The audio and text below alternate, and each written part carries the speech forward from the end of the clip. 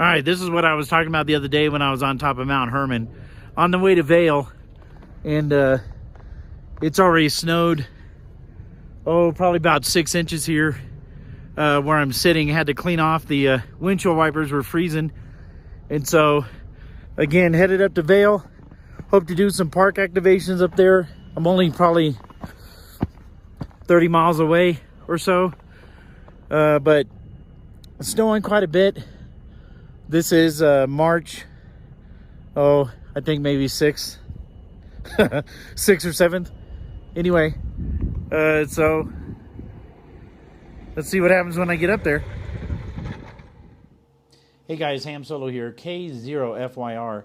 So in going along with my Back to the Basics video tutorials, I wanted to talk about, right after I got my test done, received my certificate from the VE group that said that I passed. I went ahead and purchased a BaoFeng. Of course, you know, you go online and you can research all you want about the radios, and everybody says, oh, for your first starter radio, you ought to get a BaoFeng.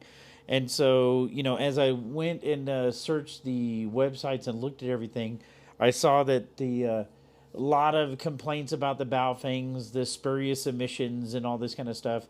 And then they talked about how FCC had kind of come down on BaoFeng a little bit and said that they needed to correct those problems. Went to the U.S. component of BaoFeng. I guess they're called B-Tech and BaoFeng Tech, and went on their website and started looking around, and I found a higher powered version of the radio. So instead of a UV5R that was $25, I was looking at the UV82HP, which does 8 watts on transmit. And so, of course, you know, you never want to trust the output that's given, you know, on a website, but it seemed plausible. I've used radios for many years in the fire service, and so I went ahead and bit the bullet and got the BaoFeng UV82HP, and this is the radio here. And so this was my first radio. I heard that the antenna, the rubber duck that comes with it, sucks really bad, and so I made sure to get the Nagoya, and I think this one is the 701. And so I started out with a good antenna to begin with, so I purchased the two things together, and so got the UV82HP 8 watt output with a Nagoya 701, a real Nagoya 701. And then I also went ahead and got an extended battery pack. And so the battery that comes on it, actually, when you look at it, the battery that comes on it says 2,800 milliamp hours. And usually this will last me, you know, I'd say anywhere between maybe 18 hours to 24 hours. That's about all this will really last. And that's pretty much just with it on. Just on and monitoring. I don't transmit that much with the BaoFeng. It's more to use as I'm going to call it a scanner. Just more to use it with monitoring my normal channels. Every once in a while, sure, I'll key up on it. But for the most part, that little 2,800 milliamp hour battery only lasts about a day. When I put on the extended battery pack, and this one has got, I don't know, almost a little bit of a bow to it. And so it's pretty damn hard to put on. And so when I go to put this thing on, I actually have to, when I slide it on, and you can see the gap there, I have to like manhandle it to get the two pieces to come together. And, you know, when I turn the thing on, of course, it'll run like this almost a day and a half. This is 3,600 milliamp hours, so I thought it was significantly more than the one that came with it, but it doesn't seem like it's that much more. But this will run usually a day and a half, almost 2 days, before I have to charge it, and then I'll just swap out with the little one. And I got the little one on there running until this thing is charged.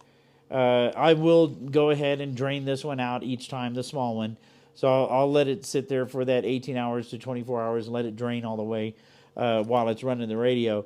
But then if I really want to take this out and use it in the vehicle, I do carry this with me all the time. So this one and my Anytone, these are really the only two true HTs that I own for ham radio, is my Anytone and my BaoFeng. And so I will have these with me all the time. I slip them in my backpack and I take them along with me. And so, again, been happy with it. Still carry it every single day. I know it's a little staticky right now. That is simply because I'm not really close to the repeater. I have traveled again to Vail, and I am probably 25 miles from Vail proper. So I'm staying in a smaller town just because it's not as expensive. And I can still key up the repeater. So there is a Colorado Connection repeater that's in Vail. And I'm hitting it from right here with this radio. And that is, like I said, 27 miles away to West Vail. And I'm not exactly sure where that repeater sits. But if you come down I-70, it's like a channel of mountains. And kind of, waxes and wanes along the way. And I'm able to hit that repeater from here with this BaoFeng. And so, again, 27-mile distance to West Vail, not even the center of Vail. And I'm hitting wherever that Vail repeater is, the Colorado Connection repeater, with this BaoFeng. And again, it's 8 watts. And so got a little bit more pickup. And like I said, I got that little extra bit with this Nagoya compared to the rubber duck that comes with the regular BaoFeng. But been happy with this radio. Use it all the time. I've got a slew of channels in it that are just mostly repeater channels, local repeater channels. I do carry the simplex calling frequencies in it just in case. But I've never done a park activation or a summit activation with this radio. Just simply because I just didn't think it had the wherewithal to handle all that. And I didn't want to sit there and swap this antenna out and put on, my Ed Fong J-pole or the Yagi or whatever. I just go ahead and use the Anytone for that kind of stuff because it's a better radio. Anyway, this one, I think when I purchased it, was probably $79. That sounds about right. Now, this is a year ago. And so when I bought this exactly a year ago, it's about $79 plus I got the extra battery, which who knows how much that is. I'll look it up and try to put it here in the video description. As well as the Nagoya antenna was extra. And so I probably walked out at $100-ish to get this radio specifically. Again, it's not a UV5R. I now have a couple of those sitting at the house that are for that CERT team project. Again, that's that's fell by the wayside, but they're sitting there. I don't really use them. And then other than that, my GMRS stuff, which is definitely not the same. And so I have 2 of the GMRS radios. You've seen videos on those. But right now, these are my only 2 ham HTs. And so I got the BaoFeng UV82HP and Anytone 878 UV2 Plus. And I will go ahead and keep going on about the BaoFeng.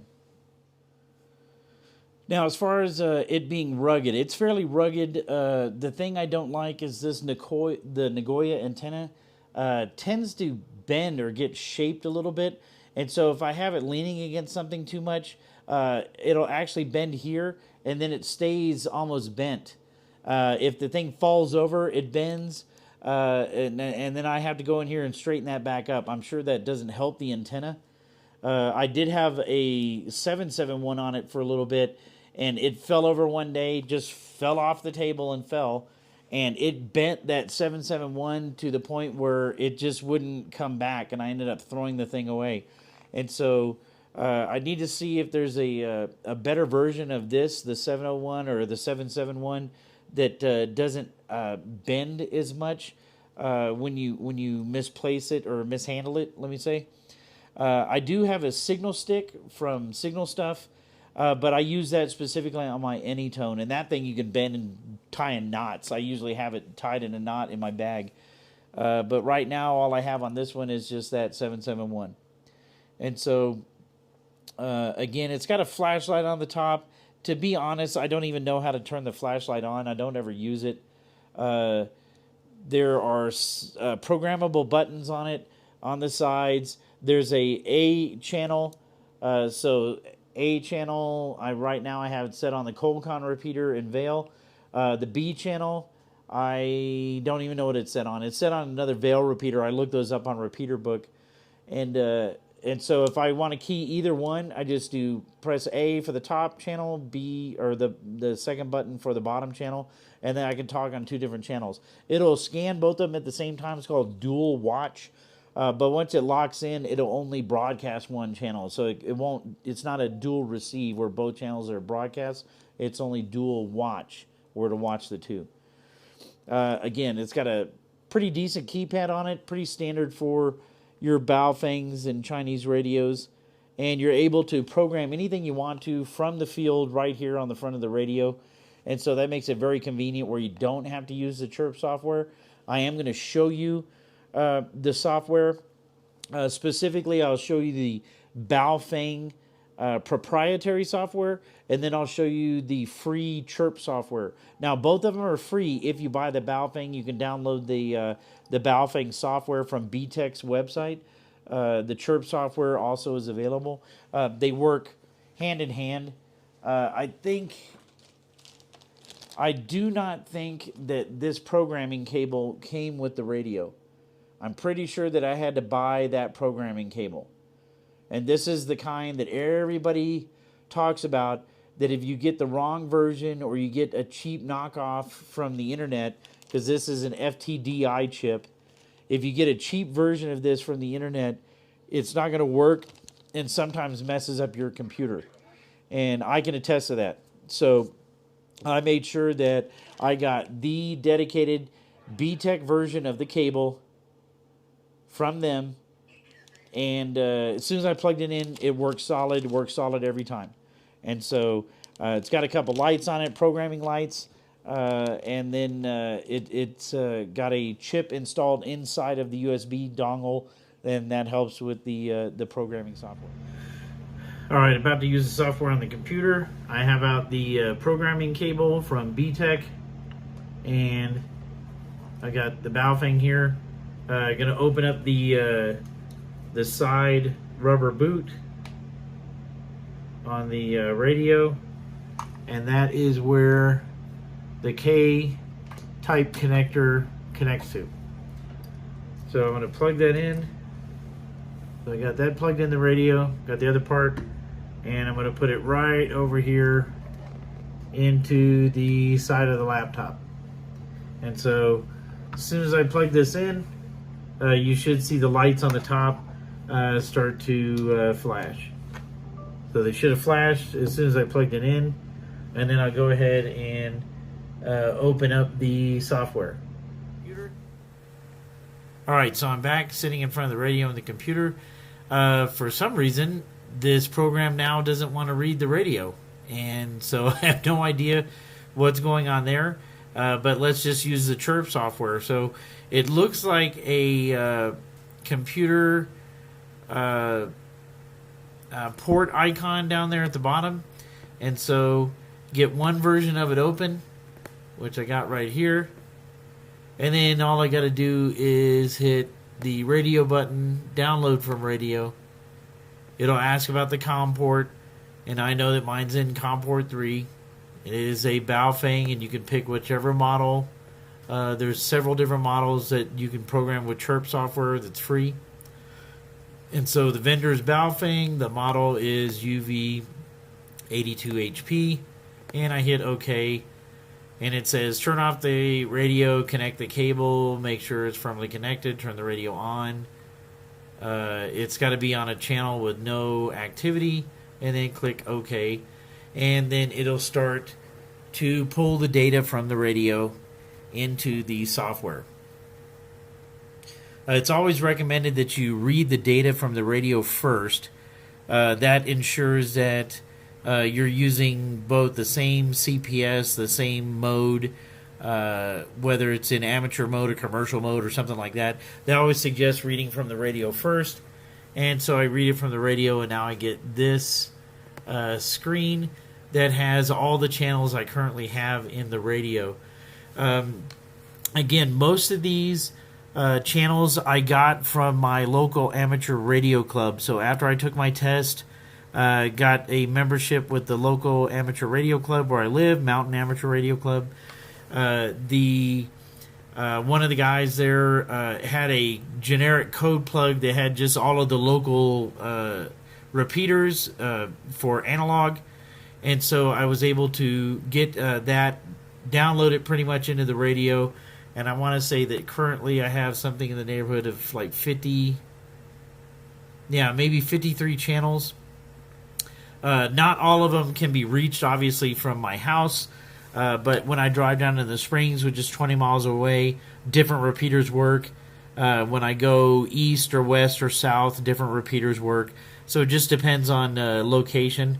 As far as exactly where I'm at, I think there's in the neighborhood of like maybe probably 20 of this list of 50 that'll work from my house.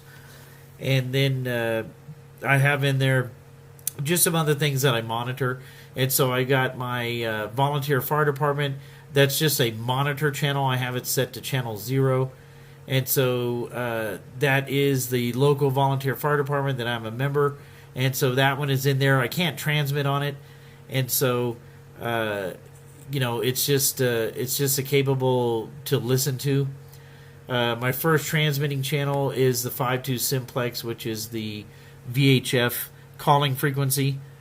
Second channel I have in there is the UHF calling frequency. And then after that, it's just all my local amateur radio club repeaters, and then other repeaters that are in the area. So Pikes Peak repeater system, Cheyenne Mountain repeater group, Pikes Peak Aries group, which I'm a member, and so forth. Then you start getting into some personal repeaters and stuff like that. I try to keep them in numerical order. After the first, let's say 12. So the first 12 are ones that I know are going to work where I'm at, and I keep those in there. And then after 12, starting with number 13, they're all going to be numerical order by frequency. And so you can see here that if I wanted to change or add a channel or something like that, I'll just go to an open space and show you how to do it. So here, space 54 has nothing on it. And so I'll program in one of my local repeaters. And so I just double click on it, and it'll let me type in the frequency. And so let's do 147.225.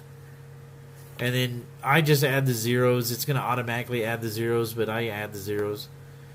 This is the Colorado Repeater Association, so I'll call it CRA. It does have a tone for input, and that is 107.2. You don't have to enter the tone squelch. I mean, a lot of times people just leave the output frequency from the repeater blank, just so you can hear any type of traffic. But this one, you need to activate the repeater, 107.2. Don't touch the DCS codes unless you need to. It is going to be a positive off shift, which means that because I'm at 147, it's going to raise up 0.6. That's the positive offset. And you see here it automatically assigns 0.6. I'm transmitting on high power, so I can do low, I can do medium, or I can do high. Remember, high is 8 watts. And then this is, do I want it to scan or not? So if I put the S, that's skip, don't scan. If I leave it blank, it's going to scan through that channel. And so I'll just put an S, and now it's that channel's in there. And that's how easy it is to program using the Chirp software. Again, any channel you want to put, I'll put a simplex channel in now. 146.460 is a simplex channel down in Colorado Springs. I'll put Colorado Springs, simplex, no tone,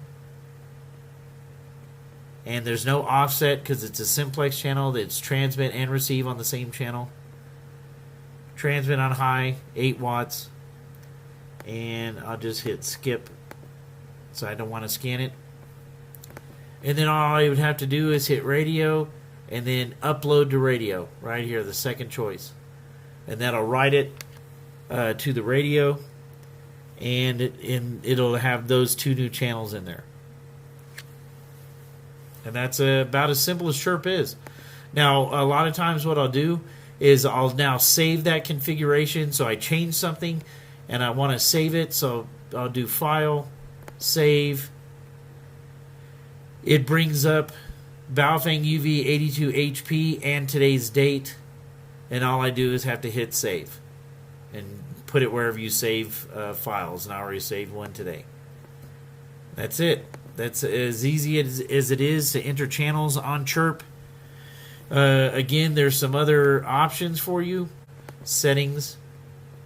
So, carrier squelch level, battery save mode, backlight timeout, the beep when you press the buttons. Let's see if I can unplug this and press the buttons. 3, 2, 3, 3. So that's the beep enabled. So any of the button presses will usually give you a beep or words. Let's see. You can change your colors, advanced settings. If you use a Vox voice activated system, things like that. I mean, just a lot of different